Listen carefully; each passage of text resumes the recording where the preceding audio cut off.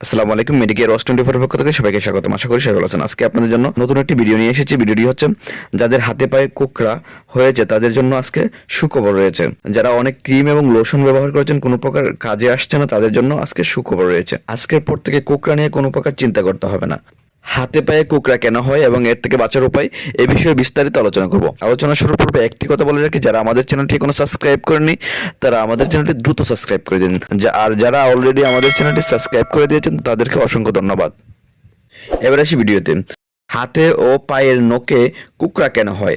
হাতে এবং পায়ের নখের কোনায় ময়লা জমে থাকার কারণে এবং ময়লা দীর্ঘদিন নখের কোনায় জমে থাকার কারণে ইনফেকশন সৃষ্টি হয়, যার কারণে নখের কোনা ফুলে যায় এবং পুঁজ বের হয় এবং লাল সাদা আকার ধারণ করে, লাল এবং সাদা বর্ণ ধারণ করে।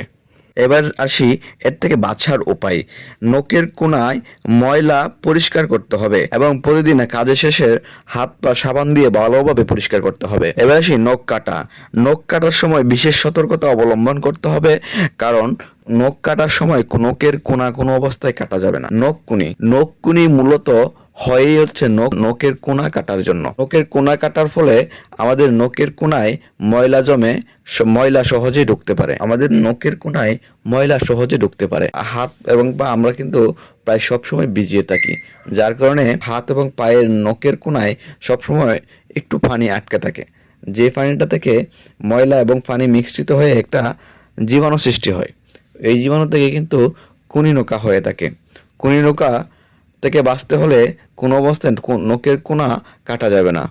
যাদের অলরেডি এই সমস্যাটি হয়েছে তাদের জন্য রয়েছে একটি চমৎকার সমাধান।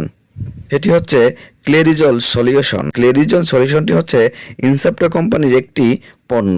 ক্লেরিজলটি হচ্ছে কোট্টিমাজল 1% একটি সলিউশন। এবার আসি এর ব্যবহার। সলিউশনটি দিনে 2 থেকে 3 বার আক্রান্ত স্থানে পাতলা করে এবং মৃদুভাবে ঘষে ঘষে ব্যবহার করতে হবে। এভাবে একটি লোশন ব্যবহারের ফলে আপনার কুনিনোকা ইনশাল্লাহ ভালো হয়ে যাবে। আজকে এই পর্যন্তই। অন্যদিন অন্য কোনো বিষয় নিয়ে আলোচনা করব। ভিডিওটি কেমন হয়েছে তা কমেন্ট করে জানাতে বলবেন না।